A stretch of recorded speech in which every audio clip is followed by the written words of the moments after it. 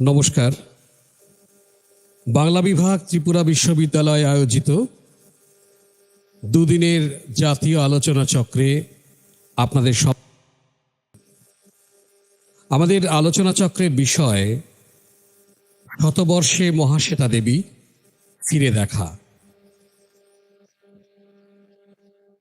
এই আলোচনা চক্রের উদ্বোধনী অধিবেশনে আমাদের মধ্যে উপস্থিত হয়েছেন ত্রিপুরা বিশ্ববিদ্যালয়ের মাননীয় উপাচার্য অধ্যাপক শ্যামল দাস।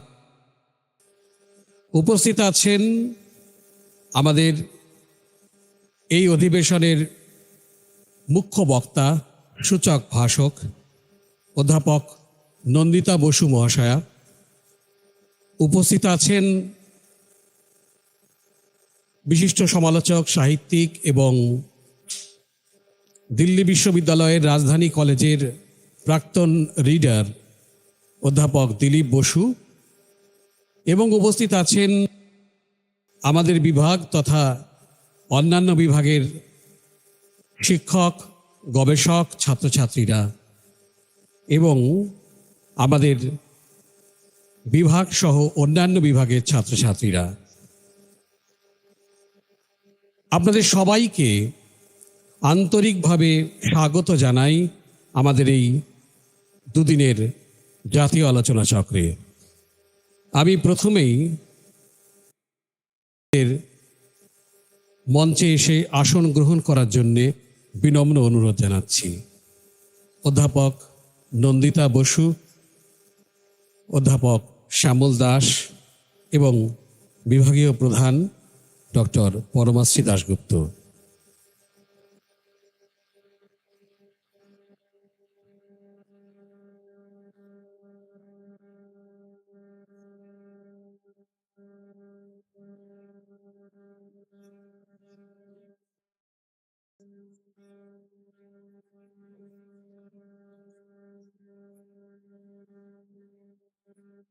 এই আলোচনা চক্রে ভারতের নানান প্রান্ত থেকে গবেষকরা তাদের প্রবন্ধ উপস্থাপন করবেন এবং তার সঙ্গে রয়েছে গুরুত্বপূর্ণ কিছু, যেখানে বক্তব্য রাখবেন আমাদের আমন্ত্রিত বক্তারা।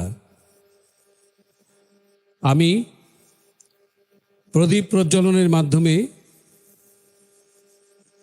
এই আলোচনা চক্রের শুভ উদ্বোধন করবার জন্য অনুরোধ জানাচ্ছি মাননীয় অতিথিদের।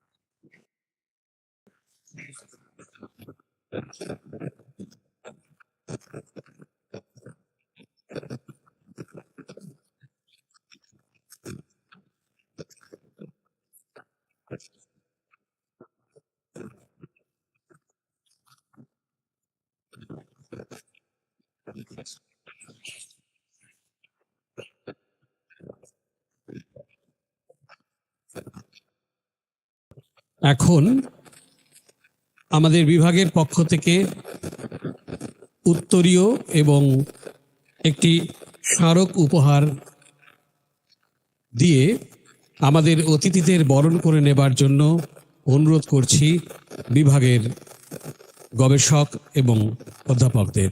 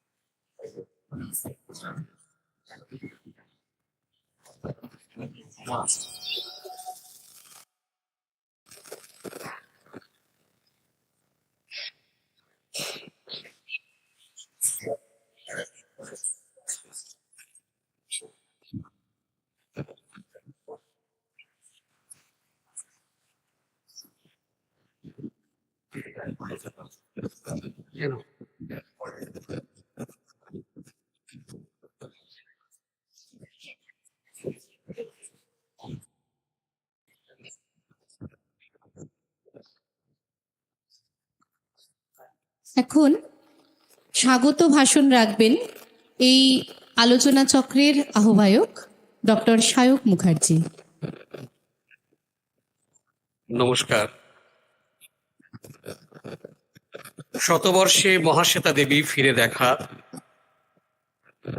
এই ভাবনা থেকে আমাদের আজকের এই আলোচনা চক্র।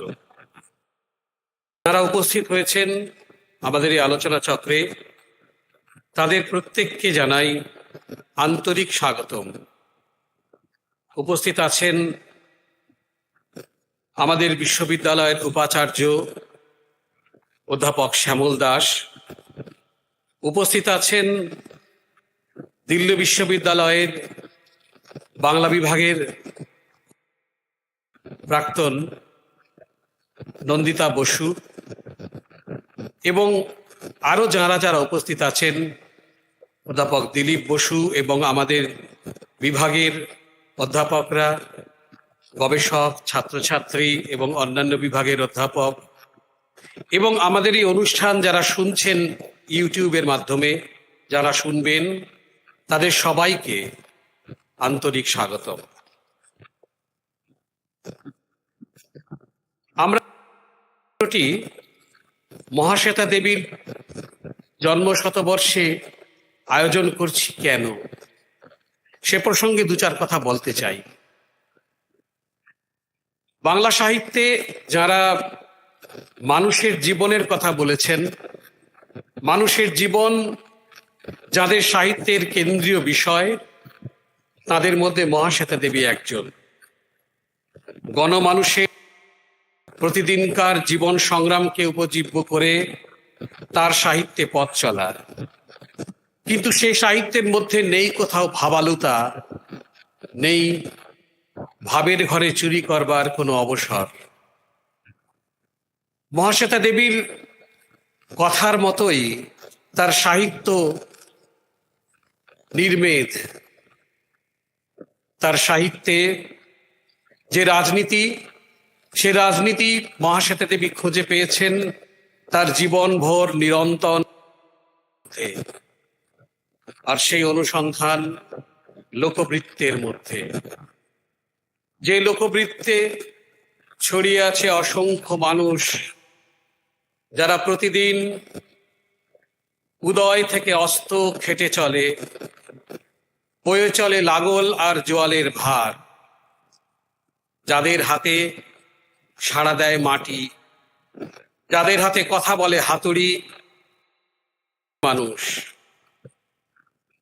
যারা পথে প্রান্তরে ছড়িয়ে দেন মানুষের লড়াইয়ের কথা। মহাশ্বেতা দেবীর সাহিত্যে তাদের আনাগোনা। বিভাগী বাউলের একতারায় যে অরণ্যের অধিকারের দাবি ধ্বনিত হয়, তা বয়ে চলে নিরন্তর, বয়ে চলে মাঠ পাথার অতিক্রম করে, রুখাসুখা জমির বক্ষ বিদীর্ণ করে যে অঙ্কুর উদ্গম হয়, সেই অঙ্কুরের সম্ভাবনার কথা শোনান মহাশ্বেতা দেবী। তাই 100 বছর পরে আজ বর্তমান সময়ের এই টালমাটাল পরিস্থিতিতে বড় প্রয়োজনীয়, বড় গুরুত্বপূর্ণ, বড় স্মরণীয় হয়ে ওঠেন মহাশ্বেতা দেবী। মানুষের অধিকারকে প্রতিষ্ঠিত করবার সংগ্রাম সাহিত্যে, শিল্পে যুগ যুগ ধরে শিল্পী সাহিত্যিকরা করে এসেছেন। সেই শিল্পের, সেই সাহিত্যের শরিক হয়ে থাকার জন্যে আমাদের মতন পাঠক পাঠিকা যারা, আমরা যারা চেষ্টা করি সাহিত্য পড়তে, বুঝতে আর মানুষের জীবনের শরিক হতে তাদের জন্য এই সময়ে মহাশ্বেতা দেবীর কথা, সে সমস্ত কথাই উঠে আসবে তার ভিন্ন জীবন আচরণ। মহাশ্বেতা দেবী শুধু তো সাহিত্যিক নন, মানুষের সঙ্গে কাঁধে কাঁধ মিলিয়ে তিনি গড়ে তোলেন সংগঠন, তিনি গড়ে তোলেন লড়াইয়ের দাবিতে মানুষের জন্য বহু মানুষের মঞ্চ, সেই মঞ্চের কর্ণধার হয়ে ওঠেন তিনি। সেই মহাশ্বেতা যিনি শুধু লেখক নন, যিনি রাইটার অ্যাক্টিভিস্ট, তার কথা শুনব। গবেষকরা তাদের প্রবন্ধ উপস্থাপন করবেন, আলোচনায় আসবে আমাদের আমন্ত্রিত বক্তাদের নানান ভাবনার কথা। এই অধিবেশনের পরেই রয়েছে আরেকটি গুরুত্বপূর্ণ অধিবেশন, যে অধিবেশনে বলবেন অধ্যাপক আব্দুল কাফি এবং দিলীপ বসু। আমরা সেই পর্বে যাব, কিন্তু তার আগে এই পর্বে আমাদের বিশিষ্ট বক্তাদের দু চার কথা শুনব। আমি আবার সবাইকে স্বাগত জানাই এবং সবাইকে সঙ্গে থাকার অনুরোধ রাখছি, এই বলে আমার স্বাগত ভাষণ শেষ করছি।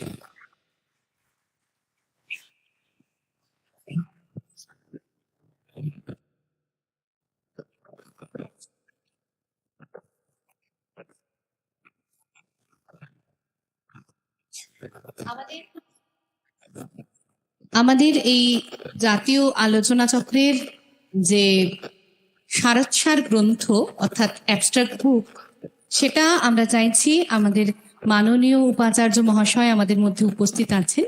তিনি যদি আজকে আনুষ্ঠানিকভাবে গ্রন্থটি উদ্বোধন করেন তাহলে আমরা আন্তরিকভাবে কৃতার্থ থাকব। স্যারকে অনুরোধ করছি আমাদের অ্যাবস্ট্রাক্ট বই উদ্বোধন করুন।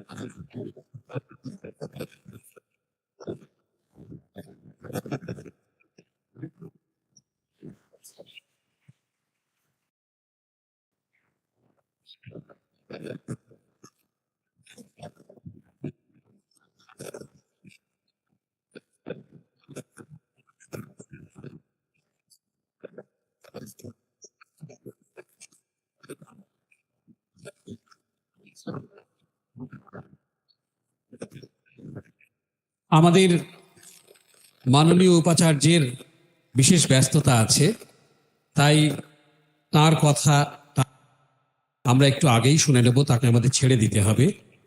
আমি বিনম্র অনুরোধ রাখব ত্রিপুরা বিশ্ববিদ্যালয়ের উপাচার্য অধ্যাপক শ্যামল দাসের কাছে, তিনি যদি তার দু চার কথা আমাদের সামনে উপস্থিত করেন।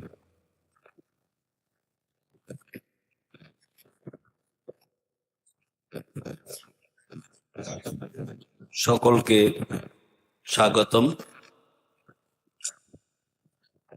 বিশেষ করে এই শীতের সময়ে কিছু গম্ভীর চিন্তা করা, সমাজকে নিয়ে, দেশকে নিয়ে, সময়কে নিয়ে, সেটাতে থাকতে পারাটা একটা সৌভাগ্যের ব্যাপার। আমি যেটা অধ্যাপক সায়ক মুখার্জি বললেন, তো যে কাজ জীবনে সে কাজ এখন করতে হচ্ছে, এবং যে কাজ আমি করি সে কাজের শ্রেয় বা অধিকার অন্যরা দাবি করছে, সব আমি দেখছি। আমার পরিচিতি বাংলা ডিপার্টমেন্টে নতুন নয়, আমি আগেও এসেছি। মোটামুটি আমি এতটা ইংলিশ ডিপার্টমেন্টের ছাত্রছাত্রীদের সঙ্গে কাটাইনি যতটা আমি কাটাচ্ছি। বিশেষ করে 2017-র পরে আমি ইংরেজি বিভাগের অধ্যাপক হওয়া সত্ত্বেও একটু দূরত্বে চলে গেছি। 17-র পরে লকডাউন, লকডাউনের পরে ডিনশিপ, ডিনশিপের পরে এখন কোন শিপ জানি না, ভেসে চলেছি। আজকে মহাশ্বেতা দেবীর ইটসেলফ, কি বলবো, এনার সামনে কিছু বলাটা ধৃষ্টতা আমার পক্ষে, পারবো না। কিন্তু দুই একটা এক্সপিরিয়েন্স সহ অভিজ্ঞতা শেয়ার করব আপনাদের সঙ্গে। আমি ওনার কয়েকটা সিনেমা দেখেছি, ওনার লেখার উপরে অরণ্যের অধিকার দেখেছি, বিশেষ করে ওই যে 1084 মা, সেটা দেখেছি, আরো বোধহয় দুই একটা রুদালি দেখেছি। কিন্তু সবচেয়ে এগুলো সবগুলোর মধ্যে একটা মেসেজ আছে, যেটা অধ্যাপক সায়ক, যে সাহিত্য জীবনমুখী, জীবন থেকে সাহিত্য জন্মায়। একটা গাছ যেমন মাটি থেকে জন্মায়, মাটি ছাড়া গাছ হয় না। ফুল গাছের মধ্যে মানে টবের উপরে বট গাছ লাগালে সে কত বড় সাইজ হবে সেটা আমরাও জানি। It is an illusion. আমাদের মন এখনো মাটিতেই আছে। জ্ঞান আমাদেরকে মাটির থেকে সরিয়ে দিয়েছে, সেই জিনিসটা আমরা চাইনি। আজকে ভারতীয় পরম্পরা যে কনসেপ্টটা এসছে, বা tradition of Indian knowledge, Indian knowledge system, IKS, এটা নিয়ে খুব চর্চা হচ্ছে। তো ইন্ডিয়ান নলেজ সিস্টেম কি আজকের নতুন কিছু? নতুন নয়। যেটা সত্য সেটা বলতেই হয়। মহাশ্বেতা দেবীর কথাটিতে 1084 মা যে কাহিনীটা ছিল, ব্যাকগ্রাউন্ড অফ নকশালাইট পিরিয়ড, সেটা একটা মুভমেন্ট ছিল। সে মুভমেন্টের এগেনস্টে মায়ের সন্তানের জন্য যে ব্যথা, সেটাকে ছাড়িয়ে গিয়ে উনি সবার মা হয়ে গেছেন। 1084 জনের মা হয়েছিলেন। সেটা একটা পলিটিক্যাল, সোশিও পলিটিক্যাল মুভমেন্টের এগেনস্টে করেছেন। এরপরে যে রুদালিতে, সেখানে আর একটা সুন্দর কাহিনী, পয়সা দিয়ে কাঁদুনি আন, ক্লাস ডিভিশন বোঝাচ্ছে। যারা সেজে গুজে, যার আত্মীয় মারা গেল, মা মারা গেল, বাবা মারা গেল, বা কেউ মারা গেল, তার কান্না কাঁদতে গেলে তার স্ট্যাটাসে লাগে, সে কাঁদতে পারে না। সেই জন্য কাঁদুনি ফিট করা আছে সমাজে, একটা ক্লাস আছে, এরা কাঁদে। আর ওই মহিলার বাড়িতে ছেলে রিয়েল মারা যাচ্ছে। It is conflict. এরপরে সবচেয়ে মজার ঘটনা, মজা নয়, খুব মানে আমাকে মানে ভাবিয়েছে যে জিনিসটা, সেটা হচ্ছে, আমি সামটাইম ইন, কোন সময় হবে, 1984 ব্রিটিশ কাউন্সিল লাইব্রেরি কলকাতাতে একটা গিয়েছিলাম লাইব্রেরিতে। তো সেদিন গিয়ে লাইব্রেরিতে দেখি একটা বিশেষ অনুষ্ঠান চলছে। আমার কলকাতা বিশ্ববিদ্যালয়ের স্যার ম্যাডামরাও আছেন। একটা বিশেষ আলোচনা চক্র হবে, আলোচনা চক্র মহাশ্বেতা দেবীকে নিয়ে। ওখানে একজন, চিনতাম না কে এসছেন, আপনারা মানে এই স্তনদায়িনীর অনুবাদ কে করেছেন? Thank you madam. ওই গায়ত্রী চক্রবর্তীকে সেদিন শুনলাম, দেখলাম, এবং সেই ছোট্ট একটু অভিজ্ঞতা মনে পড়লো। সেই অনুষ্ঠানে অনেক কিছু আলোচিত হয়েছে, অনেক কিছু আমার দিদিমণিরা অনেক কোয়েশ্চেন করেছেন কলেজে, বা কলকাতার বিভিন্ন লোকজন কোয়েশ্চেন করেছেন। সবাইকে আমি চিনি না, আমি আজ এ সাইডে বসে থাকা আউটসাইডার হিসেবে শুনে গেলাম যে স্তনদা, সেটাও আপনারা জানেন, commodification of the human body for generations. So এগুলি নতুন কিছু নয় আপনাদের কাছে, আমার কাছে তখন নতুন ছিল। এখন মানে সমস্ত অন্ধকারকে মেনে নিতে হয় আলোর অপেক্ষায়। তাতে করে বাড়ে, মর্যাদা বাড়ে। এখনো কি আমরা তার থেকে মুক্তি পেয়েছি? পাইনি। সেই জন্য এই অনুষ্ঠানটা বিশেষ দরকার। কিন্তু দরকারটা হচ্ছে অন্তত মনের জগতে কিছুটা আলোড়ন সৃষ্টি করবে। হয়তো বাস্তবে কিছু করা সম্ভব নয়। মহাশ্বেতা দেবীর চিন্তাগুলি আপনাদেরকে অনুপ্রাণিত করুক, ভাবাক। আমার জীবন ফুল অফ এক্সপেরিয়েন্স। আমি যতটা জ্ঞান যদি কিছু থেকে পাইনি, জীবন থেকে পেয়েছি, চলতে চলতে পেয়েছি, এক্সপেরিয়েন্সে পেয়েছি। তা আপনারা এটা নিয়ে শুধু ভাববেন না, করার চেষ্টা করবেন, সে আশা রেখেই বক্তব্য কিছু আর বলবো না। Thank you.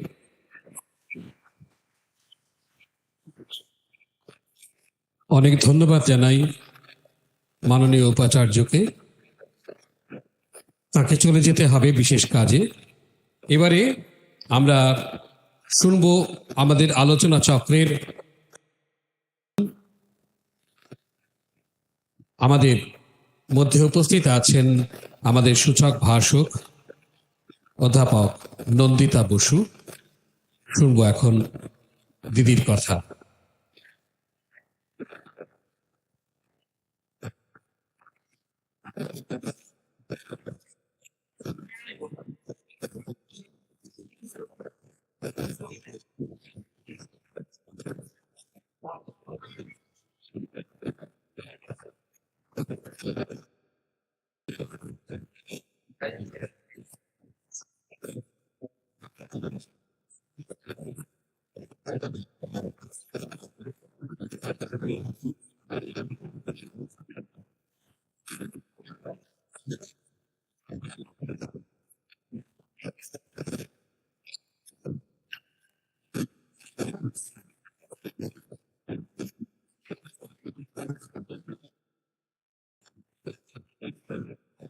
হ্যাঁ,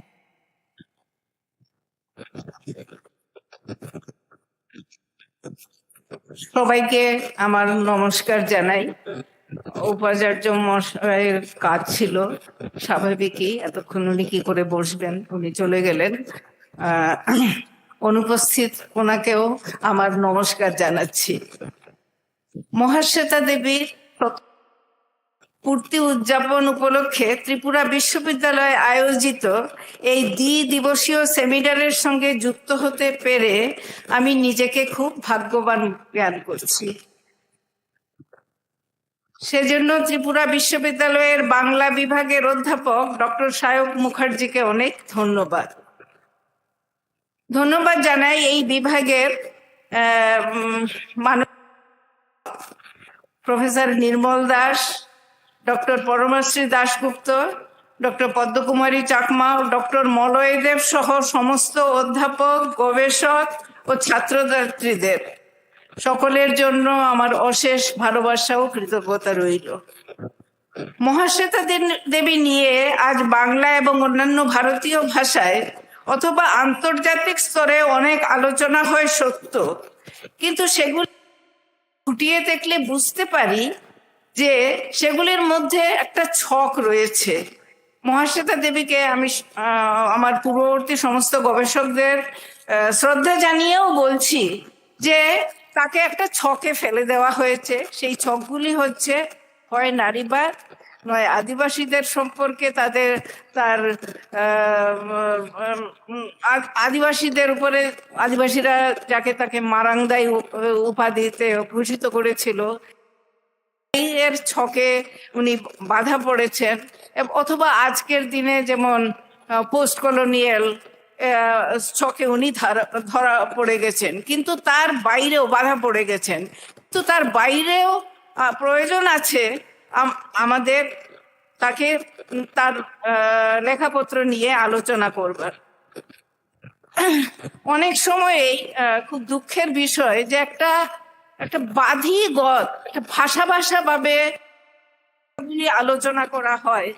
আজকাল যেরকম এই নূতন যে সমালোচনা শাস্ত্র গড়ে উঠেছে, সেই সমালোচনা শাস্ত্রের অনেক জিনিসের মধ্যে, অর্থাৎ পোস্ট কলোনিয়ালিজম বলতে কিন্তু সবাই এক জিনিস বোঝেন না, তাই না? তো এই একটা অস্পষ্টতা তৈরি হয়েছে মহাশ্বেতা দেবী সম্পর্কে। সেই অস্পষ্ট স্পষ্ট করার ভাব, মানে মহাশ্বেতা দেবীর রচনার গ্রহণে আমাদের অনেক অসুবিধা হচ্ছে এই এই ছকগুলোর মধ্যে দিয়ে তাকে দেখার পরে। তো সেই ছকের বাইরে যাবার জন্যে আমার বিনীত চেষ্টা থাকবে। আজকে আমি যেটা বলবার চেষ্টা করছি, একটু সময় লাগবে সবাইকে, মানে আমি জিনিসটা ভেবে আমি আপনাদের সঙ্গে সবার সঙ্গে ভাগ করে নিতে চাই।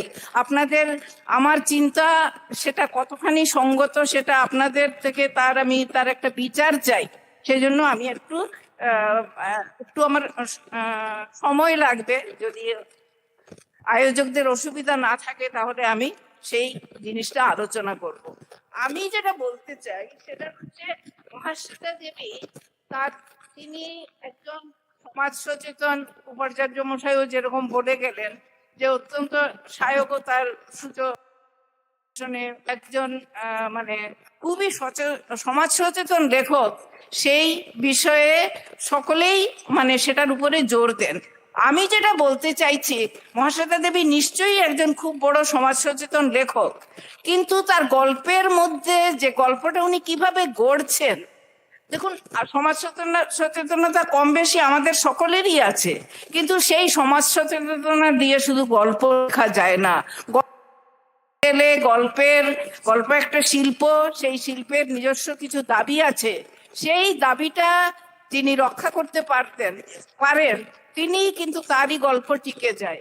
না হলে মহাশ্বেতা দেবীর আপনি রুদালি বলুন, স্তন্দায়িনী বলুন, দ্রৌপদী বলুন, যে গল্পগুলি এতবার ধরে আলোচনা করা হয়েছে, সেই গল্প কিন্তু এতদিন ধরে যদি না তার মধ্যে একটা শিল্পের গাঢ় বুননি থাকতো।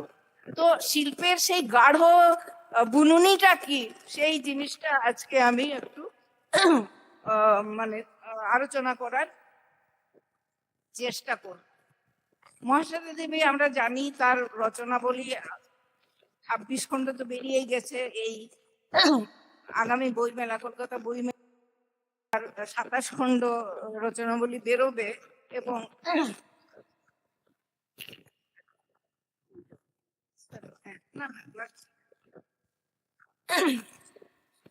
তো সেই এত পরিমাণে উনি লিখেছেন, সেই লেখাগুলি সব যদি মানে প্রকাশ পায়, 30 খণ্ডেরও বেশি কিন্তু রচনাবলী হবে, দেশ থেকে যেটা বেরোচ্ছে।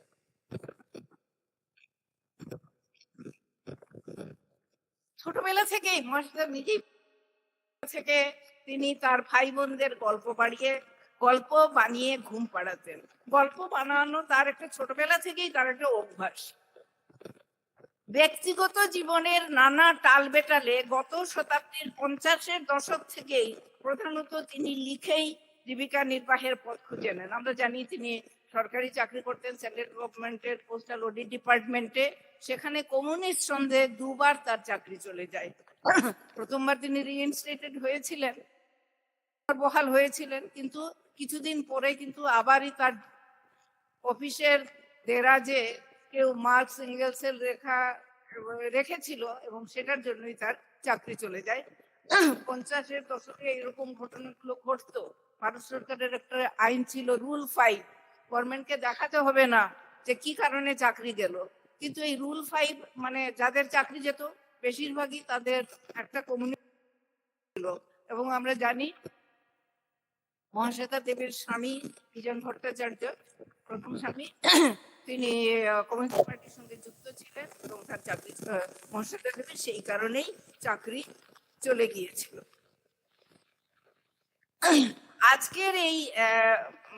আজকের যে আমি আলোচনাটা করছি তার প্রধান উদ্দেশ্য মহাশ্বেতা দেবীর কিছু অসুবিধা হচ্ছে। হ্যাঁ,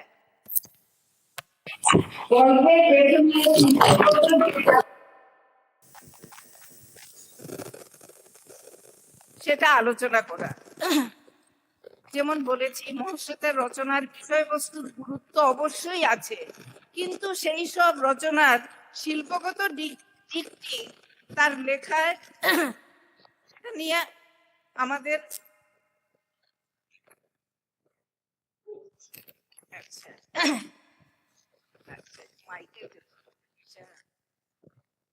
যেমন তার মানে তার ধরো একটা একটা গল্পে আছে, কথা কম কাম বেশি, কথা কম কাজ বেশি, লেখা বাসটি চলে যায়। আমরা তখনই বুঝতে পারি যে এটা ইমার্জেন্সি পরে অনেক বাসেই লেখা থাকতো। দিল্লির বাসে যেরকম আমরা সময় দেখতাম, বাত কম কাম কাম জ্যাদা। তো এই মানে একটা ইমার্জেন্সির সময়টাকে উনি এইভাবেই তুলে ধরেছেন। নিজের লেখালেখি নিয়ে বলতে গিয়ে বলেছেন যে লিখতে লিখতে তিনি শিখেছেন যে কোনো শিল্পীর পক্ষে কিন্তু তার নিজের পথ নিজেকে কেটে নিতে হয়, নকল নবিশ হয়ে তার শিল্পী সত্তা তিনি বজায় রাখতে পারেন না।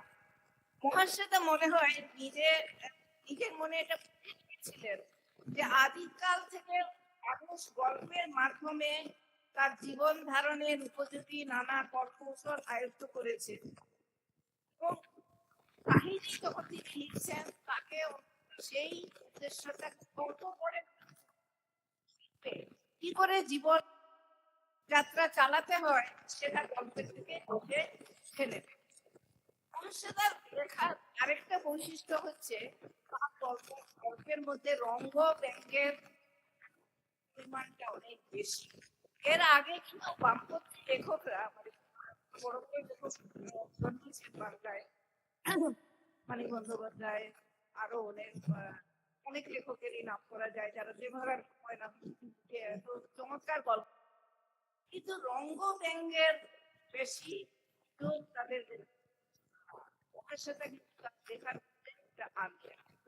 তার বলছি পাঠকের লেখিকা জানেন, লেখক জানেন তাকে পাঠকের মনোরঞ্জন করতে হবে, পাঠককে নিজের দিকে না টানতে পারলে তার লেখা পড়বে না। এবং কোনো ছাপের তার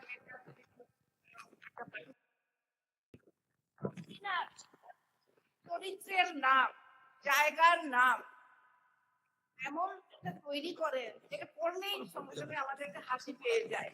যেমন জায়গার নাম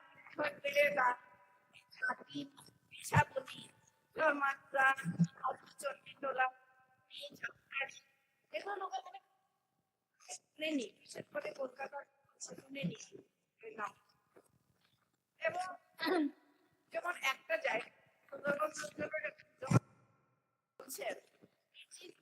একটা জায়গার গ্রামের নাম নিচিন্তা, তো জায়গার নাম হবে গজানন নগর, কারণ গজানন নামে একজন লোক সে বাদায় সুন্দরবনের বাদা অঞ্চলে প্রচুর টাকা জমি করেছিল এবং সে দান ধ্যান করে গেছে। দান ধ্যান মানে কি, কখনো একটা নদীর মধ্যে একটা মানে ঘাট বাঁধিয়ে দিয়েছে বা গ্রামের মন্দিরের ঠাকুরের মূর্তি নতুন ভাবে গড়িয়ে দিয়েছে, দান দান মানে এইটুকুই। কিন্তু সেই জন্য তার নামে, সেই দাতার নামে জায়গার নাম হবে গজানন নগর, কিন্তু লোকমুখে নামটা হয়ে গেল গজানগর। আরেকটা চরিত্র যেমন একটা ছোট জায়গার মফস্বল জায়গার একটা মানে রবীন্দ্র শতবর্ষে তারা যে এই ছোট জায়গায় একটা রবীন্দ্রনাথের নামে হল হবে। এখন সেই জায়গার একজন ব্যবসায়ী লোক বেশ পয়সা কড়ি আছে, তার কাছে চাঁদা চাইতে যাওয়া হলো যে আমরা একটা রবীন্দ্রনাথের নামে মদন খা যে চাঁদা দেবেন তার নাম মদন খা। উনি বললেন হ্যাঁ আমি চাঁদা দেব, কিন্তু হলের সঙ্গে আমার নাম রাখতে হবে, মদন রবীন্দ্র হল অথবা রবীন্দ্র। এখন মানে এটা এতই হাস্যকর একটা জিনিস, কোথায় রবীন্দ্রনাথ আর কোথায় এই মানে 2 নম্বরই পয়সা করা ব্যবসায়ী মদন খা। কিন্তু মহাশ্বেতা দেবীর এইটাই হচ্ছে ওর যে উনি এমন ভাবে নাম দেবেন, জায়গার নাম ছাতিব, চরিত্রের নাম গিনিমালা, একটা চরিত্রের নাম বৈলম্ব, জাতুধান, নাম কেউ শুনেইনি কোনোদিন এইগুলো নিয়ে। এবং মহাশ্বেতা দেবী আরেকটাও বলছেন, যেটা বারবার উনি অনেক লেখাতেই বলেছেন, তার 70-এর দশকের লেখায়, যে কলকাতা শহরের কলকাতাবাসীদের মধ্যে একটা কোট আনকোট ফ্যাসিজম আছে, যে কলকাতাই হচ্ছে সবকিছুর হচ্ছে স্ট্যান্ডার্ড, কলকাতার লোকেরা যেরকম কথা বলে, যেরকম হাসে, যেরকম করে জামা কাপড় পরে, সেইটা যদি না হয় তাহলে সেটা হাস্যকর জিনিস। উনি বলছেন যে কলকাতার বাইরে কিন্তু একটা বিরাট পশ্চিমবঙ্গ রয়েছে এবং পাঠককে সেটা জানতে হবে। তো সেই জন্য জায়গাগুলি ভাবে বেছেছেন যে কলকাতা কেন্দ্রিক পাঠকরা, কারণ লিটল ম্যাগাজিন বলুন, বই বলুন, সেগুলোর বেশিরভাগ পাঠক তো কলকাতাতেই, তারা একটু নড়ে চড়ে বসবে। মহাশ্বেতা দেবীর লেখার এইটা একটা বৈশিষ্ট্য।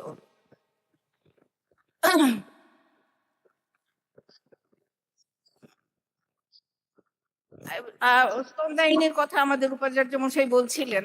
স্তন্দায়িনীর মধ্যে আছে যে একজন উদ্বাস্তু লোক কলকাতায় এসে সে যথেষ্ট করেছে।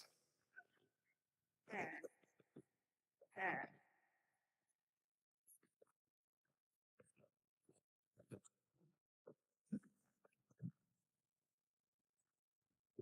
ঠিক আছে এখন। হ্যাঁ, আচ্ছা আচ্ছা। তো আচ্ছা, তো সেখানে এই এই যে লোকটা, আহ, সে তার কাছে, সেই কলকাতা, সে বাঙাল একজন, পূর্ববঙ্গের লোক, কলকাতায় গিয়ে পয়সা কড়ি করেছে। তার ছেলে মানে স্টুডি বেকারের মতন বিরাট গাড়ি হাঁকাতে পারে। সে একজন গরিব লোক, কাঙালিচরণ, তাকে চাপা দিয়েছে। চাপা দিয়ে তাকে মেরে ফেলেনি, মানে তার পা খোড়া করে দিয়েছে। তো সেই লোক, সে প্রচন্ড অহংকারী লোক এবং কলকাতাতেই এসে পয়সা কড়ি করেছে, কিন্তু কলকাতাকে, পশ্চিমবঙ্গকে সে দু চোখে দেখতে পারে না। তো সারাদিনের পর কাজে ফেরা, মানে মহাশ্বেতার রচনার কৌশল হিসেবে এই কথাটা উল্লেখ করছি, যে বলছে সন্ধ্যাবেলা লাইট চলে গেছে, মশা কামড়াচ্ছে, তো পাখা দিয়ে সে মশা তাড়াচ্ছে আর বলছে, মুখে বলছে, দেশের মাসি আসিল হৃষ্টপুষ্ট, গডির দেশের সকলটি সিমড়া সামসা। মানে দেশ সব দিকেই ভালো, দেশের কপি ভালো, বেগুন ভালো, সমস্ত কিছু, তার স্বাদ অনেক বেশি। আর এই গডির দেশে সব হচ্ছে, মশা মাছিও খারাপ। মশা মাছিও পূর্ববঙ্গের সঙ্গে ওরা মানে কম্পিট করতে পারে না। একথা নিশ্চয়ই জোর দিয়ে বলার আছে যে বামপন্থী লেখক হিসেবে মহাশ্বেতা তার লেখায় যে পরিমাণ রঙ্গভঙ্গের উপাদান মিশিয়েছেন, এরকমটা তার আগে কোনো বামপন্থী লেখক করেননি। এবং আরেকটা জিনিস যেটা আমি বলতে চাই, যে মহাশ্বেতার, আপনারা দ্রৌপদী গল্প তো বেশিরভাগ লোকেই পড়েছে, আরো অনেক গল্পের মধ্যেই আছে সেই জিনিসটা।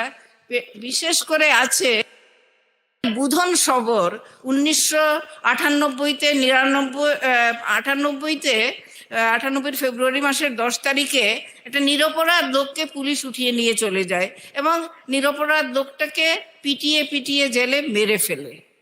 যখন এরকম একটা সাংঘাতিক একটা মানে একটা অত্যাচার, শোষণের একটা প্রচন্ড তীব্রতায় পৌঁছে যায়, মহাশ্বেতা কিন্তু তখন ভীষণভাবে একটা ইসলামী শব্দ ব্যবহার করেন।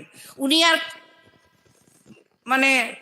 মানে দুঃখজনক ভাষায়, খুব গভীর ট্রেজিক ভাষায় আর বর্ণনা করেন না, তখন উনি এটাকে প্রচন্ড একটা হাস্যকর করে দেন। এবং বারবার মহাশ্বেতা বলেছেন যে তিনি সময়ের দলিলীকরণে বিশ্বাসী। এইটা কিন্তু আরেকটা মহাশ্বেতাকে গ্রহণ করার অসুবিধা, যে দলিলীকরণ, দলিল মানে কি, যে পারে দলিল লেখার জন্য কোনো ধরনের কোনো একটা বিশেষ, যার ভাষা জ্ঞান আছে, দলিলের শব্দগুলি যে জানে, সে লিখতে পারে। মহাশ্বেতা বলছেন যে অনেক সময় আমার নিজের মুখেই এই কথা আমি শুনেছি, যে কোনো একটা জায়গায় যে একটা হয়তো গন্ডগোল হচ্ছে, হরতাল হচ্ছে, নানানভাবে পুলিশের অত্যাচার হচ্ছে, আমাকে এসে লোকে বলে আপনি ওখানে চলুন, আপনি গিয়ে এই জিনিসটা লিখতে হবে। তো উনি বলছেন, আমি বলি তুমি তো দেখছো লেখাটাকে, অর্থাৎ উনি বললেন যে আমি জীবনে আমি নিজের মুখে শুনেছি, নিজের কানে শুনেছি যে জীবনে উনি একটা ঘটনাও লেখেননি সেরকম, যেটা কোথাও না কোথাও ঘটেছে। তো মানে দ্রৌপদীর ঘটনাও যেরকম, তার একটা মানে নিজের চোখে ওই সময় দেখেননি কিন্তু শুনেছেন ঘটনাটা। তো সেই ঘটনা, ওনার ধারণা যে কোনো কেউ লিখতে পারে, কিন্তু তার লেখার মধ্যে এমন কতগুলো মানে ইমেজারি তৈরি হয়েছে যেইগুলো কিন্তু একটা লেখার বিশেষ ক্ষমতা না থাকলে কিন্তু লেখা যায় না। দলিলীকরণ দলিল বানিয়ে রাখছি, দলিল যে বানাচ্ছেন সেই দলিলের মধ্যে এমন কতগুলো উনি উপমা চিত্রকল্প ধরে দিচ্ছেন, সেই গল্পগুলো, সেই জিনিসগুলো মানুষের মাথায় চিরকালের, বহুকালের জন্য ওটা তার মাথায় ঢুকে যাচ্ছে। এভাবেই মহাশ্বেতা লিখতে পারার বিশেষ দক্ষতা একটা সাধারণ কাজে নামিয়ে দেন। অনেকে নাকি মন্তব্যও করতেন, মনীষের মেয়ে, ও তো রিপোর্ট ছাড়া আর কিছু লেখে না। এই মন্তব্যগুলো আলোচনা করার জন্যই আজকের এই আলোচনা। অবশ্যই বলবো যে লেখার পারদর্শিতা একটা বিশেষ দক্ষতা, যা জন্মগতভাবে অনেকের থাকতে পারে, তা না হলে অসম্ভব খাটাখাটুনি করে তা আয়ত্ত করে নিতে হয়। স্বয়ং রবীন্দ্রনাথও তো কতবার একটা লেখাকে বারবার কাটাকুটি করে তার মানে চূড়ান্ত অবস্থায় এনেছেন। ওস্তাদ আলাউদ্দিন খান মতন এত বড় সঙ্গীত শিল্পী 20 ঘন্টা করে রেওয়াজ করতেন। সেই রকম লেখার পেছনে এক বজ্ঞা জেদ নিয়ে থাকতে হয়, যা মহাশ্বেতা করেছেন। দৈনিক 17-18 ঘন্টা করে লিখে দ্রৌপদীদের মতন গল্প লিখেছেন একটা সিটিংয়ে বসে, সকাল 8টা থেকে লিখে মাঝরাতে গিয়ে গল্পটা শেষ করেছেন। স্তন্দায়িনী গল্পটাও সেই রকম, এত বড় গল্প কিন্তু এক নাগাড়ে লিখে চলেছেন। লেখার পরিশ্রম করার তার ক্ষমতা ছিল। মহাশ্বেতার লেখায় দলিল রিপোর্টাজের তথ্য মহিমা অবশ্যই আছে, কিন্তু তার জন্য এত লোকে যে সেই জন্য তার বিষয় মাহাত্ম্যের লোকেরা লেখা পড়ছে ঠিকই, কিন্তু জল, অগ্নিগর্ভের যে জল গল্পটা, জল নামে ওর 4টে গল্প আছে, জল, দ্রৌপদী, বায়েন, স্তন্দায়িনীর মতন বিষয় মাহাত্ম্য কটা গল্পে আছে। শুধু বাংলা ভাষার পরিপ্রেক্ষিতে নয়, আগে যেমন বলেছি আক্ষেপ এই মহাশ্বেতার বিষয় মাহাত্ম্য অনেক সময়ই তার গল্পের শিল্প মাহাত্ম্যকে পাঠকের নজরে আসতে দেয় না। অনেক সময় তার গল্পের কোনো একটি অংশকে প্রাধান্য দিয়ে বাকি অংশ, গল্পের বাকি অংশটি যে অনেক গুরুত্ব আছে সেটা মুছে ফেলা হয়। যেমন দ্রৌপদী গল্পটি হয়ে গেছে একটা নারীবাদী গল্প, কিন্তু গল্পটা যদি আমরা খুঁটিয়ে পড়ি তাহলে দেখব তার মধ্যে এত অসংখ্য আরো উপাদান আছে যে শুধু নারীবাদী বললে সেই গল্পটিকে ওই দ্রৌপদী গল্পটা ফেলা হয়।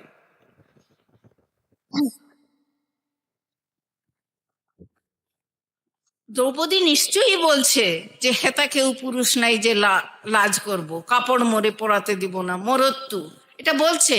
কিন্তু দ্রৌপদীর উপরে যে শারীরিক অত্যাচার হয়েছে, তার যে পুরুষ কমরেড তারাও কিন্তু কম শারীরিক অত্যাচারে ভোগেনি।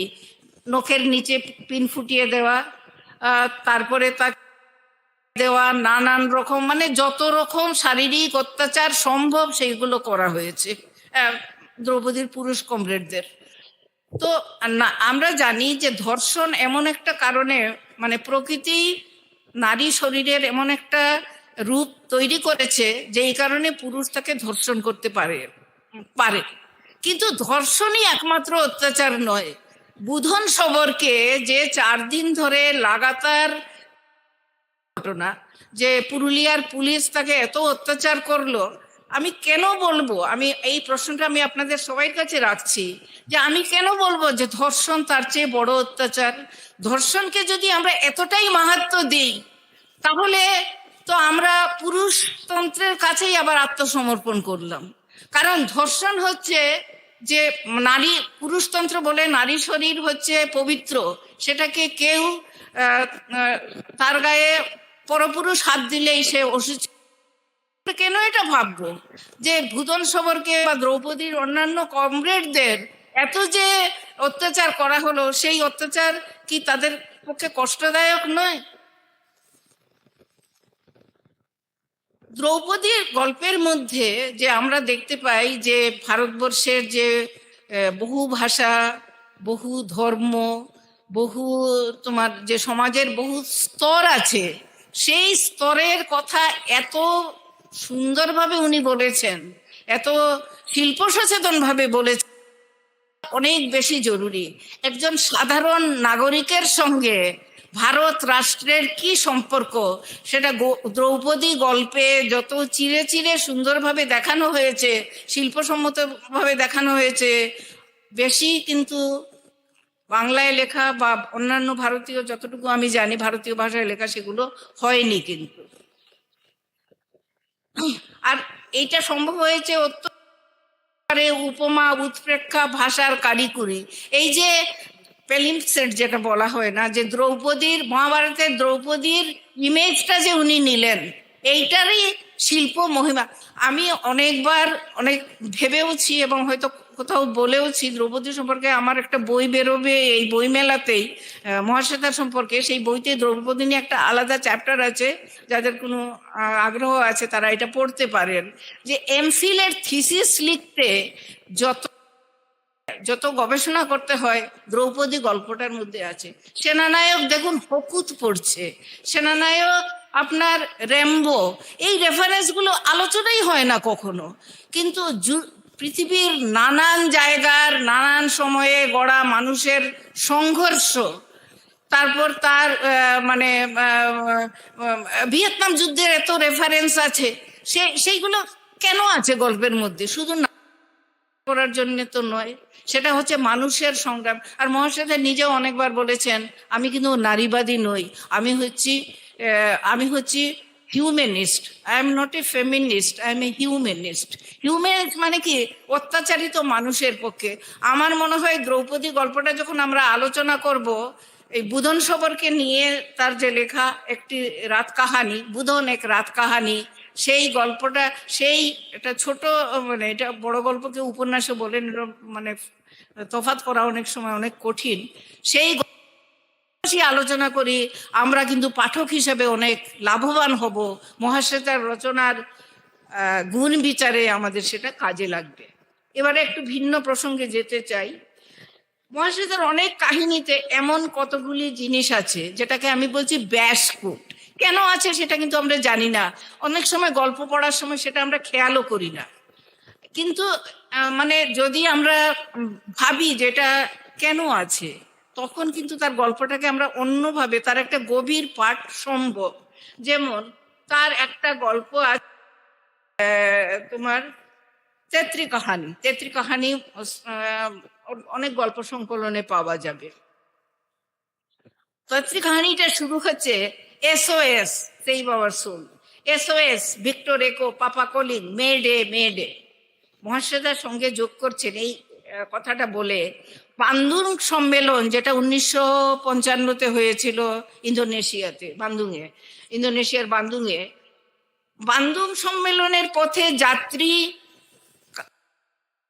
বিমান যখন অন্তর্ঘাতে ধ্বংস হয়, তখন সেখান থেকে যে জরুরি বার্তা রেডিও করা হয়েছিল, সেই সিগন্যালটাই আমি পাঠকের কাছে রাখলাম, কেননা প্রসঙ্গটি জরুরি। কেন মহাশ্বেতা? বাকি গল্প যা, তার মধ্যে কিন্তু এই আমরা ধরতে পারছি না কেন এটা আসছে।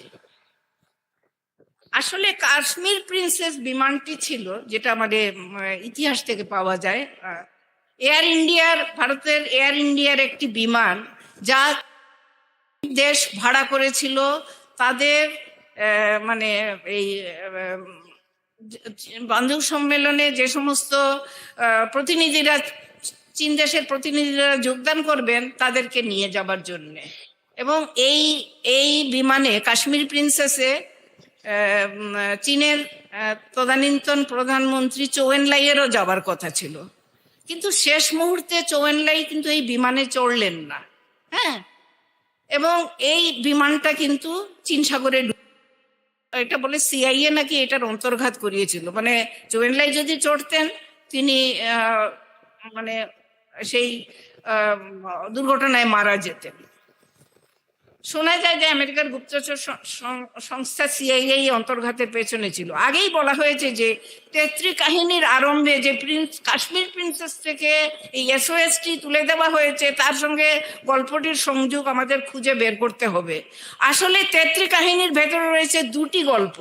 একটি বিহারের অত্যন্ত একটি দলিত বিধবা তেত্রি ভুইনের সঙ্গে এলাকার পুলিশ ও উঁচু জাতের ধনী ক্ষত্রিয় তহসিলদারের একটি ব্যক্তিগত হাড্ডাহাড্ডি লড়াইয়ের কাহিনী।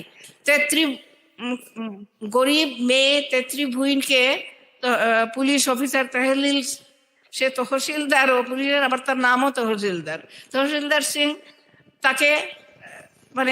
তাকে দখল করতে চায়। এইটা একটা কাহিনী। আর দ্বিতীয় কাহিনী হলো জনদরদি তথ্যচিত্র করিয়ে, যার নাম গৌর।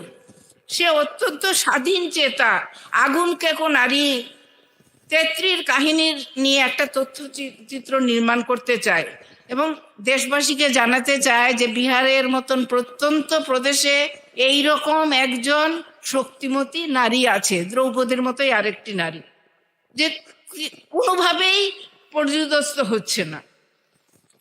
কিন্তু এই সিনেমাটা করা হয় না, কারণ পূর্বাঞ্চলের বিশাল এক শিল্পপতির এক ধামাধরা ধান্দাবাজ ব্যক্তি তথ্যচিত্রটি বলিউড ফর্মুলায় ফেলে দিয়ে উনি অনেক আন্তর্জাতিক পুরস্কার ম্যানেজ করে নেন। করেছে ওই, কিন্তু এডিটিং এর সময় গৌর করেছে, গৌরের ছবি দেখানো হয় না। আজকে যে আমাদের মাননীয় উপাচার্য মশাই বলে গেলেন যে রুদালি যারা দেখেছেন জানেন যে রুদালি গল্পের সঙ্গে রুদালি সিনেমার কিন্তু কোনো মিলই নেই কোথাও, মেয়েদের কোনো এজেন্সিই নেই রুদালির মধ্যে, যে জিনিস মধ্যে সব মুছে দেওয়া হয়েছে শুধু মনোরঞ্জক একটা কাহিনী তৈরি করার জন্য, যাতে লোকে পয়সা দিয়ে দেখে। তো সেই তেত্রি ভুইনের কাহিনীও কিন্তু একজন শিল্পপতি, তার নিজের শিল্পপতি ধামাধরা একটা লোক, সে নিজের মতন করে সে অনেক প্রাইজ পেয়ে নিয়েছে। গৌর লোকটিকে, সেই লোকটা একদিন গৌর যে বানিয়েছে সিনেমা, আইডিয়া সমস্ত কিছুই তার ডিনারে নিমন্ত্রণ করেছে। তো আমি বলেছি না, যখনই একটা খুব বিশ্রী রকমের, খুব সাংঘাতিক ধরনের একটা শোষণের কাহিনী থাকে, মহাশ্বেতা অনেক সময় খুব রঙ্গব্যঙ্গের মধ্যে চলে যান। এবং এইটাই রঙ্গভঙ্গ দিয়েই কিন্তু গল্পটার তিনি অন্তর্ঘাতটা সমাজ ব্যবস্থার একটা অন্তর্ঘাত তৈরি করছেন। এই গল্পের মধ্যে যে বিহারের জাতপাত নিয়ে এত সব আলোচনা হয়েছে, তো সেগুলো গল্প থেকে মুছে দেওয়া হয়েছে। ওই যে ধান্দাবাজ বলেছেন বাবুর ডিনারের খাদ্য হচ্ছে বাবু ভালুক খান। পাঠক একটু নড়ে চড়ে বসবে, ভালুক আবার একটা লোক খায় নাকি? আসলে উনি বলতে চান বিয়ার খান উনি। হ্যাঁ, কিন্তু ওইটা আড়াল করে লাগলেন। যেই মুহূর্তে পাঠক বুঝতে পারবে ও বিয়ারের কথা বলছে, তখনই একটা আলাদা মজা তৈরি হবে। মুখ দিতে তিনি গৌরের কথা নাম দেওয়া হয়েছে কবাবু শুনে যান। আচ্ছা, একজন মহিলা ওর বাড়িতে আছেন, উনি ওকে ডিডি বলে ডাকেন। তো বললো ওনার দিদি বোধহয় অ্যাংলিসাইজ করে ডিডি বলে ডাকছে। না, ওনার নাম নাকি দীপদত্তাকে ডিডি বলে ডাকেন। এবং ভদ্রমহিলা এমন এত বয়স ওনার অনেক বেশি, কিন্তু উনি একজন তন্নি যুবতী সাজিয়ে, সেটা হাস্যকর। এবং মহিলাটি কিরকম, দরকার হলে অচেনা কোনো পুরুষকে উনি কপালে চুমু খেয়ে নেন, আবার দরকার হলে তার পেছনে উনি কিন্তু বাড়ির বুলডগটাও ওর পেছনে লাগিয়ে দেন যাতে ও কামড়ে মেরে ফেলে। বান্দুক সম্মেলনে প্রাক্কালে শক্তিশালী দেশ আমেরিকার দ্বারা কাশ্মীর প্রিন্সেসের অন্তর্ঘাতের সঙ্গে তেত্রি কাহিনীর অন্তর্ঘাতের আবছা মিল বিচ্ছুরিত করে দেখা সম্ভব।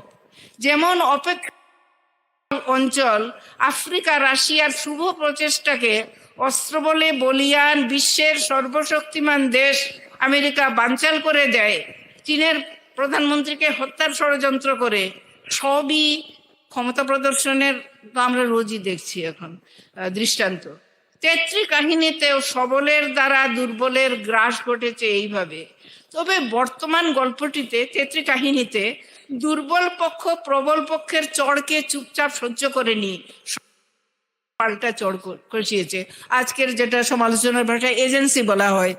তেত্রি কাহিনী, দ্রৌপদী, স্তন্দায়িনীর যে এদের মধ্যে এত একটা এজেন্সি দেখানো হয়েছে মহাশ্বেতার গল্পের, এইটাই কিন্তু সবচেয়ে একটা বড় কথা। এবং ঠেটা গৌর যে ওই লোকটাকে মানে ওর ডিনার টেবিলকে এরকম করে টেনে সমস্ত তার কাটলারিস ক্রোকারিস ভেঙে দিয়ে এলো, সেই লোকটা কিন্তু থামেনি, তার ওই নিয়ে তার কাহিনী চিত্র গেছে, কিন্তু সে শস্যের মানে ওই শস্যের কৃষকদের অনেক সমস্যা নিয়ে যে তথ্যচিত্র তৈরি করেছে তার মধ্যে দেখাচ্ছে ওই পোকা পোকা যখন দেখায় তখন ভেসে ওঠে জোরদারের মুখ, এবং ওখানের নানা যারা গ্রামের মধ্যে কৃষককে অত্যাচার করে ভেসে ওঠে, তোকে বুঝতে পারে যে ও কি বলতে চাইছে। এই যে কাশ্মীর প্রিন্সেস এর কথাটা যে মানে তেত্রি কাহানিতে আছে, আমি যে যুক্তিটা দিলাম সেটা সবাই মানতে পারে নাও মানতে পারে, কোনো বাধাবাধি নেই, কিন্তু এইরকম একটা পাঠ সম্ভব যে পাঠে পৌঁছলে আমরা মহাশ্বেতার লেখার অনেক গভীরতার মধ্যে পৌঁছতে পারবো। কারণ লেখকের সমস্যা কি, লেখকের দৈনন্দিন গল্প লিখছেন, লোকে যে ভাষা বোঝে সেই ভাষাটাই তাকে ব্যবহার করতে হবে, কিন্তু প্রতিদিনের ব্যবহারে যে ভাষাটা জীর্ণ হয়ে যায় সেই ভাষা দিয়ে লেখককে যখন কাজ করতে হয় তখন তাকে অনেক রকম পরিকল্পনা করতে হয়, নূতনভাবে ভাষার একটা নূতনভাবে প্রয়োগ করতে হয়, না হলে কিন্তু গল্পটা দাঁড়ায় না। যেমন এখানে উনি বাবুর খাদ্য ভালুক না বলে লিখলেন ভালুক, বাবুর খাদ্য বিয়ার না বলে লিখলেন বাবুর খাদ্য ভালুক। আজকের পাঠকের তো অনেক দাবি আছে না, তাদের ভালো লাগতে হবে। আগের থেকে যদি গল্পটার পেছনে কি হবে একটা চেনা ভাষায় বলেন, কবিদের ক্ষেত্রেও এই সমস্যা আছে, সকলের ক্ষেত্রেই আছে এই সমস্যা।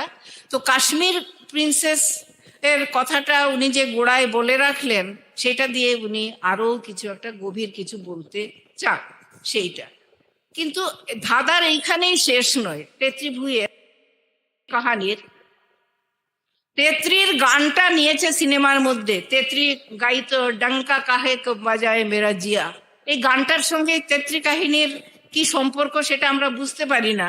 যেই সিনেমায় এই গানটা তুলে নিল তখনই তেত্রি কিন্তু নিজের এক অন্য গান তৈরি করলো, অর্থাৎ বলতে চাইছেন যে ওর নূতন গান হচ্ছে ছিড়ুনিয়া ঝিড়ন মেয়ে হিরোনিয়া উদাস, বিহারের মেয়ের গান।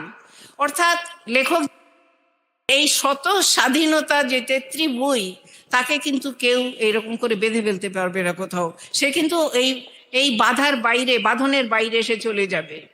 মহাশ্বেতার লেখায় এরকম অজস্র ব্যাসকুর যে ইতিউতি আছে তার যেন লেখারুকা নেই। আরেকটি উদাহরণ, একটাই উদাহরণ দেবো আমি, দিয়ে আমি শেষ করছি। চলিকা পিছে অনেক বিখ্যাত গল্প, চলিকা পিছের নায়িকা হচ্ছে বিহারের আরেকটা মেয়ে। তো গাঙ্গর ও যে একটা জায়গায় গাঙ্গরকে একজন জিজ্ঞেস করছে তেরা চলিকা পিছে ক্যা হায় রে, তো গাঙ্গর বলছে চলিল বাবু, শেষ এখানে। মহাশ্বেতা যে এই চলিকা পিছে গল্পের মধ্যে যে একটা মানে শোষণের যে একটা চূড়ান্ত রূপ দেখালেন, রূপ তিনি কিন্তু একটা এখানে হালকা ভাবে দেখো কেমন ভাবে ব্যবহার করছেন। তোমাদের বলছি যে বাঙালি সুরকার সলিল চৌধুরী, যিনি কমিউনিস্ট আন্দোলনের প্রথম থেকেই গান গেয়ে অনেক লোককে সচেতন করেছেন অনেক সামাজিক অন্যায় অত্যাচার বিষয়ে, তিনি কিন্তু শেষ পর্যন্ত আর মানে পশ্চিমবঙ্গে ঠিক করতে পারলেন না, তাকে বোম্বে চলে যেতে হলো। এবং বোম্বেতে হিন্দি ছবির সুরকার হিসাবে তার এমনই একটা সার্থকতা, তিনি এমন সফলতা অর্জন করলেন যে বিভিন্ন ভাষায় তিনি চিত্র পরিচালকরা তাকে দিয়ে সুর করিয়েছেন। মালয়ালিরা নাকি মালয়ালম সিনেমায় সলিল বাবুকে ওরা বলতো চলিল বাবু, চলিল বাবু। এই যে গাঙ্গর যে বলছে চলিল বাবু, আমি নিজে মনে করি যে এটা মানে বাংলার কমিউনিস্ট আন্দোলনের একটা ব্যর্থতা, যে সলিল চৌধুরী যে সুরের প্রয়োগ করে তিনি মানুষের মধ্যে যে সচেতনতা আনতে চেয়েছিলেন, জনগণের আন্দোলন ব্যর্থ হয়ে গেল বলে তাকে এখান থেকে চলে যেতে হলো এবং তাকে হতে হলো একজন এমনি মনোরঞ্জনকারী সুরকার। আর 5 মিনিট। মহাশ্বেতার রচনায় যে এতখানি উনি এই রঙ্গব্যঙ্গের আরেকটা কারণ, মানে বুধন এক রাত কাহানি যদি পড়ো তোমরা দেখবে কি এত ঘটনা, মেরে মেরে একটা লোককে মেরেই ফেললো। এখনো কিন্তু ওই থানার ওসি, বীরাবাজার থানার ওসি, উনি এখনো অশোক রায় জেল খাটছেন। মানে বুধন শবরকে ওরা শবররা পোড়ায় না, যদিও পুলিশ বলছিল পুড়িয়ে দাও বুধন শবরের মৃতদেহ, ওরা মানে কবর দিয়েছিল। কবর থেকে তুলে মহাশ্বেতা দেবীর ইয়েতে মানে তার অধিনায়কত্বে উনি বাধ্য করেছেন পশ্চিমবঙ্গ সরকারকে যে দ্বিতীয় একটা পোস্টমর্টেম হোক, এবং দ্বিতীয় পোস্টমর্টেমে এটা প্রমাণিত হয়েছে যে বুধন শবরকে পিটিয়ে মারা হয়েছে, পুলিশ কাস্টডিতে অত্যাচারে সে মারা গেছে। আগে বলেছিল বুধন আত্মহত্যা করেছে। এবং এই এই এই যে পুলিশের শাস্তিটা হলো, তার শাস্তি কিন্তু এখনো চলছে, যদিও যারা এটা করিয়েছিল তারা কেউই আর বেঁচে গেছে। মহাশ্বেতা দেবী নিজে মারা গেছেন, শবর কল্যাণ সমিতির আরো লোকেরা যারা এর ইয়ে ছিল।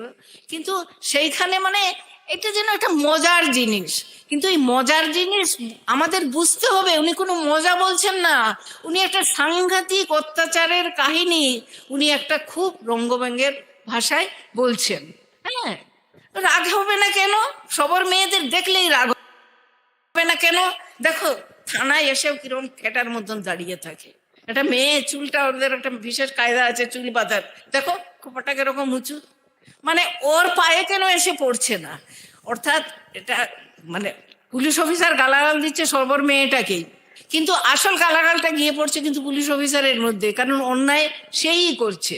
বিভূতিভূষণ দেখো আরণ্যকের মধ্যে উনি বিহারের কথা কত লিখেছেন, কিন্তু মলয় গিয়ে দাঁড়িয়ে আছে ওদেরকে চুপ করাবার জন্য। তোমাদের আমি শেষ করছি এখনই। তো যাই হোক, এইগুলো করেছেন, এগুলো আমাদের বুঝতে হবে।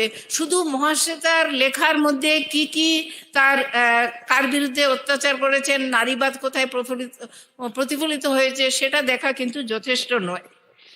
তো যাই একটা কথাই বলছি, অনেক আমি ভেবেছিলাম তখন 40 মিনিট বলবো, কিন্তু হ্যাঁ না না না ঠিক আছে। মহাশ্বেতার কল্পনা সৃষ্ট বা তিনি যেটা লিখছেন, গল্পটা যখন লিখছেন একটা কল্পনার আশ্রয় তো নিতেই হচ্ছে। কেন এত জলজ্যান্ত? তার কারণ হচ্ছে উনি সব সময় নাট্য ক্রিয়ার মধ্যে দেখাচ্ছেন। দেখবে মহাশ্বেতার গল্পের প্রথম দিকে থাকলেও কোনো প্রেমের কাহিনী নেই, বা প্রেমের কাহিনী যদিও আছে, যেমন ধরো এই এলাটিন বেলাটিন, এটা প্রেমেরই গল্প, কিন্তু আসলে দেখা হচ্ছে জাতপাতের সমস্যা, হিন্দু মেয়ে কেন মুসলমান ছেলেকে বিয়ে করেছে, তাই না? সেটাই উনি দেখাচ্ছেন। কিভাবে প্রশাসন একটা পুরো সংবিধান অনুযায়ী তো হিন্দু মুসলমানের বিয়েতে কোনো আপত্তি নেই, চিন্তা হচ্ছে হিন্দু মেয়ে কেন মুসলমান ছেলেকে বিয়ে করবে। সেইভাবে প্রেমের গল্প পাবে না তার লেখার মধ্যে, সব সময়ই পাবে তিনি প্রেমের গল্প পাবে না, পাবে প্রেম আছে কিন্তু সেটার সমস্যা কোথায় সেটা অন্য জায়গা থেকে তিনি ধরেছেন। এবং দেখেছেন সব তার লেখা হচ্ছে নাট্যক্রিয়ার মাধ্যমে, যে কারণে এত জলজ্যান্ত হয়ে উঠে যে প্রথম থেকেই। দেখো দ্রৌপদী গল্প, সাঁওতালগত এমন নাম শুনি নাই, হ্যাঁ এমন ফসফসাইয়া অফিসাররা ইংরাজি লেখে, মানে এইগুলোর মধ্যে দিয়ে শুরু হচ্ছে। সেইটাই হচ্ছে তার গল্পের মানে খুবই একটা বড় মানে একটা পাঠকের কাছে নিজের লেখাকে গ্রহণযোগ্য করবার জন্য, গভীরতা আনবার জন্য মহাশ্বেতা এত রকম কৌশলের শরণাপন্ন হয়ে প্রবন্ধে সেটা তুলে ধরা সম্ভব নয়।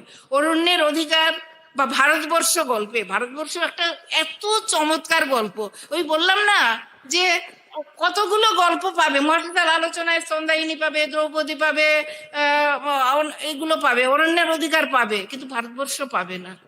এত এত সুন্দরভাবে একটা ভাষাটাই যেমন, অরণ্যের অধিকারেও যেমন, উনি তো প্রথম লেখক বাংলা ভাষায় যিনি মুন্ডারি ভাষাকে এতখানি জায়গা দিলেন। একটা মন্ত্রের মতন হয়ে যাচ্ছে, এত গভীর একটা জায়গা থেকে উচ্চারিত হচ্ছে। সেই জায়গাগুলো, সেটা উনি কিভাবে সম্ভব করে তোলেন, সেই জিনিসটাই আমাদের দেখতে হবে। দরকার হলে তিনি দেখো রোজকার রকের ভাষা ব্যবহার করেছেন, দরকার হলে আবার পুরাণের ভাষা ব্যবহার করেছেন, মন্ত্রের ভাষা ব্যবহার করেছেন, যেটা আমাদের মধ্যে অনেক এই যে এই যে একটা তোমার ভারতবর্ষ গল্পে তো এই বিহারের যে জায়গাটার, এই জায়গাটার বর্ণনাটাই এত সুন্দর, চোখের মধ্যে দেখতে পাবে, এত প্রত্যক্ষ হয়ে ওঠে একটা গাছকে কেন্দ্র করে। এই গাছটাই একটা সিম্বলের মতন হয়ে গেছে, যেটা একটা প্রান্তে পড়ে গেছে, ভারতবর্ষী কিন্তু সেটা দেখছে না। যাই হোক, আজকে একটু বেশি সময় হয়ে গেলাম, দেখিনি মাঝখানে ঘড়ি। ঠিক আছে, আপনাদের সবাইকে আবার আমি অনেক ধন্যবাদ জানাই। বলতে পারলাম কিনা, বোঝাতে পারলাম কিনা, আপনারা যে ধৈর্য ধরে শুনলেন, সেজন্য সবাইকে আমরা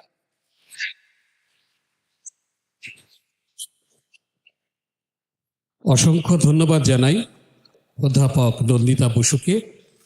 আমরা এবারে আমাদের এই অধিবেশনের শেষ আয়োজন কৃতজ্ঞতা জ্ঞাপন করবেন বাংলা বিভাগের বিভাগীয় প্রধান ডক্টর পরমাশ্রী দাশগুপ্ত।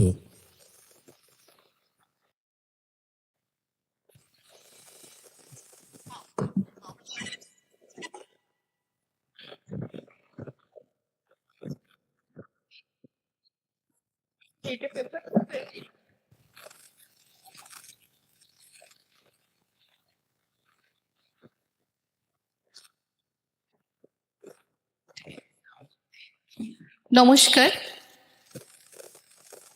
প্রথমেই ধন্যবাদ জানাই আমাদের ত্রিপুরা বিশ্ববিদ্যালয়ের মাননীয় উপাচার্য অধ্যাপক শ্যামল দাস মহাশয়কে।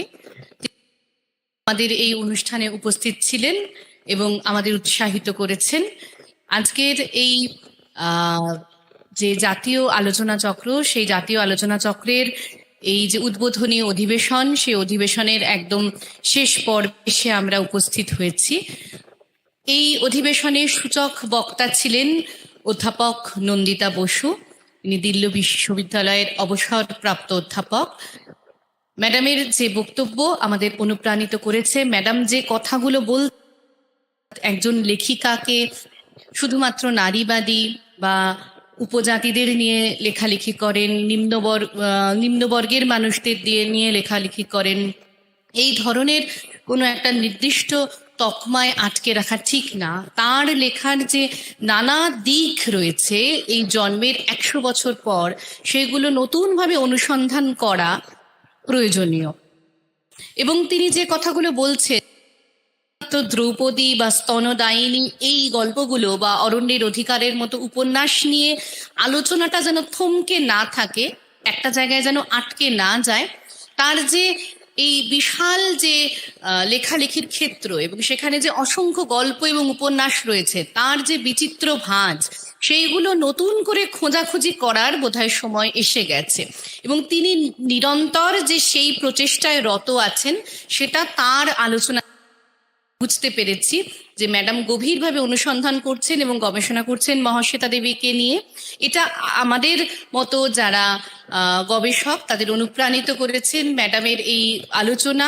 আমরা সত্যি অনুপ্রাণিত হয়েছি, আশা করি আমাদের ছাত্রছাত্রীদের ভালো লেগেছে, তারাও অনুপ্রাণিত হয়েছে।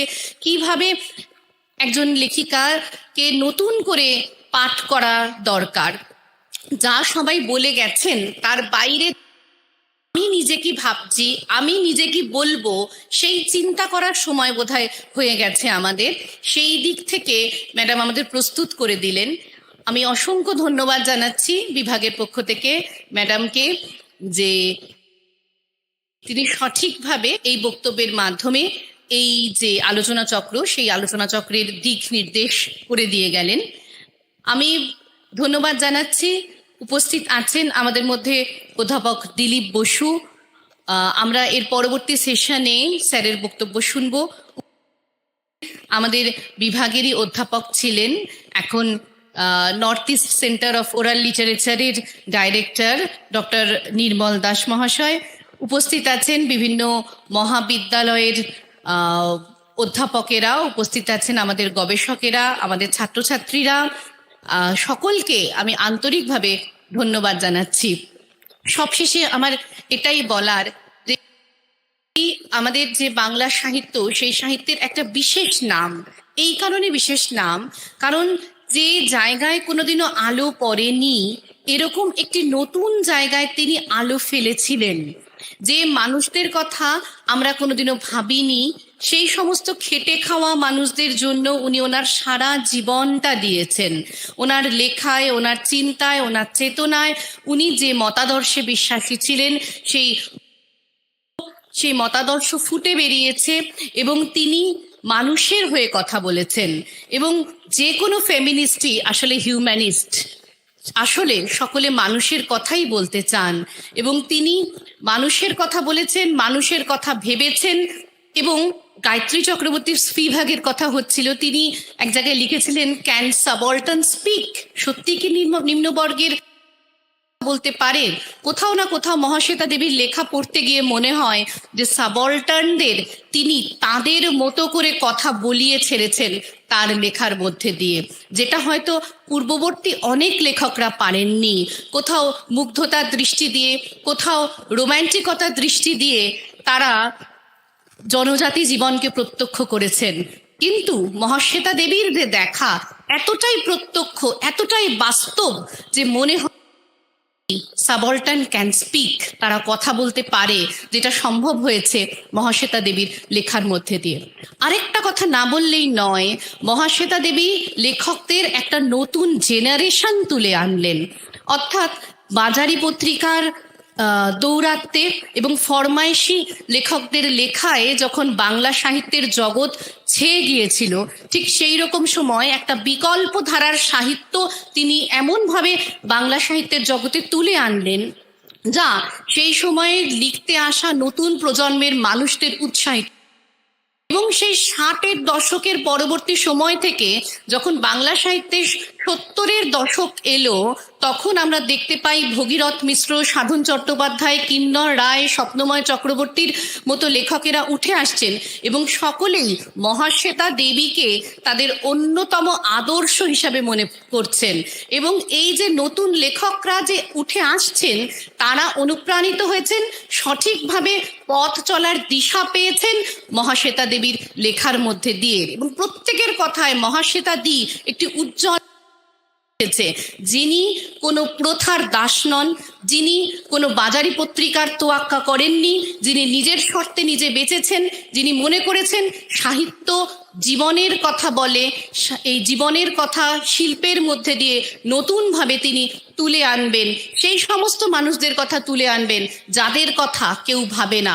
তার জন্যই তো আজকে শবরচরিতের মতো লেখা হয়েছে, যার জন্য